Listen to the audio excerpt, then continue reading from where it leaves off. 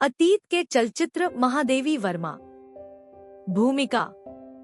महादेवी वर्मा की आत्मकथात्मक रचनाओं में अतीत के चलचित्र एक महत्वपूर्ण स्थान रखती है। इसमें उन्होंने अपने जीवन के विभिन्न प्रसंगों, यादों और अनुभवों को अत्यंत भावनात्मक एवं संवेदनशील शैली में प्रस्तुत किया है।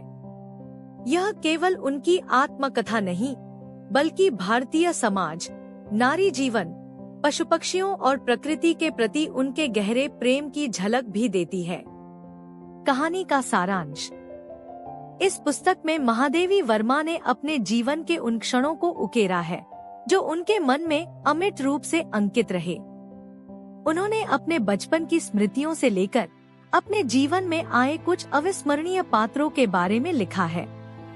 वे पात्र केवल मनुष्यों तक सीमित नहीं है, बल्कि इसमें पशु पक्षी भी विशेष रूप से स्थान पाते हैं। एक बचपन की यादें। महादेवी वर्मा अपने बचपन के दिनों को बहुत प्रेम से याद करती हैं। वे बताती हैं कि उनका बचपन बेहद सादगी भरा था, लेकिन उसमें ज्ञान और संवेदनशीलता का संचार बचपन से ही हुआ। वे अपने माता पिता के संस्कारों और शिक्षा के प्रति झुकाव को बड़े आत्मीय भाव से वर्णित करती हैं। उनके बचपन में भी समाज की रूढ़ियों से संघर्ष करने की प्रवृत्ति झलकती थी। 2. शिक्षाकाल और स्वतंत्रता की भावना। महादेवी जी का छात्र जीवन बेहद रोचक था। उन्होंने प्रयाग महिला विद्यालय और फिर इलाहाबाद विश्वविद्यालय में पढ़ाई की।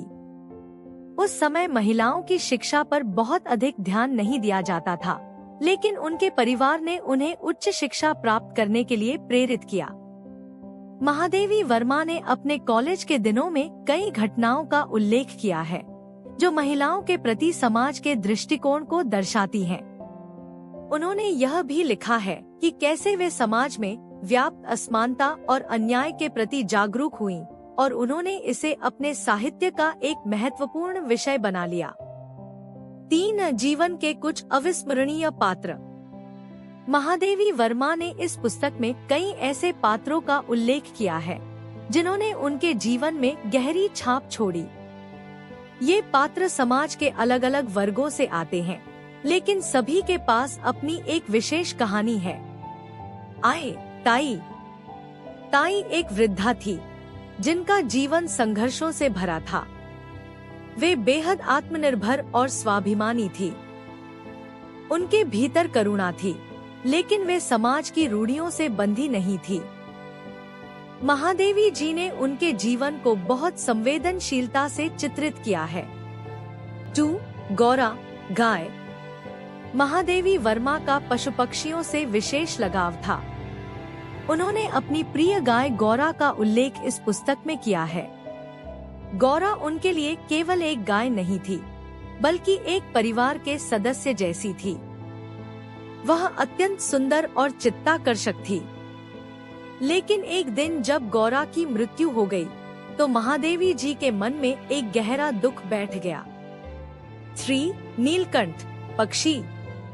नीलकंठ एक पालतू पक्षी था जिसे महादेवी वर्मा ने बड़े स्नेह से पाला था। वह उनके साथ हर समय रहता था और उनके जीवन में विशेष स्थान रखता था। लेकिन जब उसकी मृत्यु हो गई, तो उन्होंने अनुभव किया कि जीवों के प्रति सच्चा प्रेम कितना गहरा होता है। 4. नारी जीवन के संघर्ष। महादेवी वर्मा ने इस पुस्तक में नारी जीवन की विभिन्न समस्याओं का भी जिक्र किया है।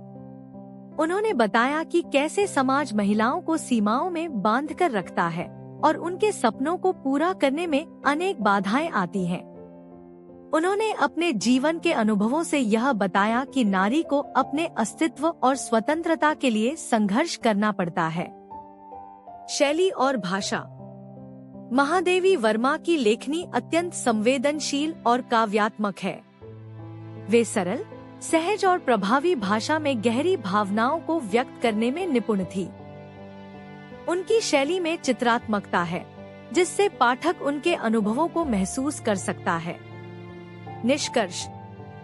अतीत के चलचित्र केवल महादेवी वर्मा की आत्मकथा नहीं, बल्कि समाज, नारी जीवन, पशु पक्षी प्रेम, संघर्ष और मानवीय संवेदनाओं का एक अनूठा दस्तावेज है।